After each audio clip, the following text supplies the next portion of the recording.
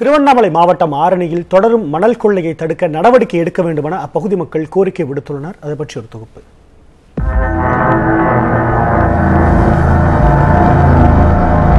பட்டப்பகலில் 30 அடி பள்ளம் தோண்டி மணல் எடுக்கும் அவலம் நடந்த இந்த இடம் திருவண்ணாமலை மாவட்டம் ஆரணி. ஆரணி கமண்டல நாகநதி ஆற்றில் பெரிய இயந்திரங்கள் மூலமாக மணலை அள்ளி அங்கேயே சல்லடையில் சலித்து சுதந்திரமாக மணல் மாஃபியாக்கள் மணல் கொள்ளையில் ஈடுபட்டு வருவதாக பகுதி மக்கள் குற்றம் சாட்டியுள்ளனர். இதுகுறித்து அதிகாரிகளிடம் புகார் அளித்தும் எந்த பலனும் இல்லை என்று கூறும் ஆரணி மக்கள் குடிநீர் தட்டுப்பாடு ஏற்படும் அபாயம் உள்ளதாக அச்சம் தெரிவிக்கின்றனர். இது இங்க இருக்கிற தாசில்தாரோ இல்ல வேற மாவட்ட ஆட்சியரோ இது எந்த ஒரு புகார் கொடுத்தாலும் நடவடிக்கை எடுக்கிறதில்லை.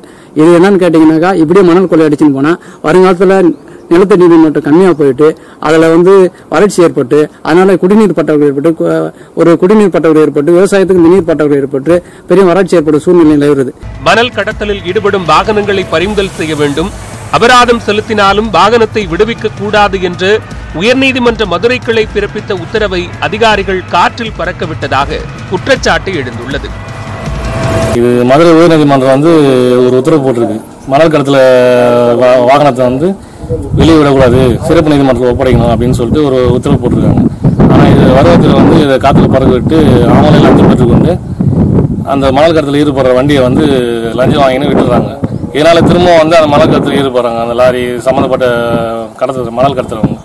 இது அரசாங்கம் இது மேல நடவடிக்கை இருக்குன்னு கேட்டுக்கொள்ளுது. அதிகாரிகளின் அலட்சியத்தால் ஆரணியில் தொடங்கிய மணல் கொள்ளை தச்சூர் வாழப்பந்தல் வரை நீடிப்பதாக குற்றம் சாட்டியுள்ளனர்.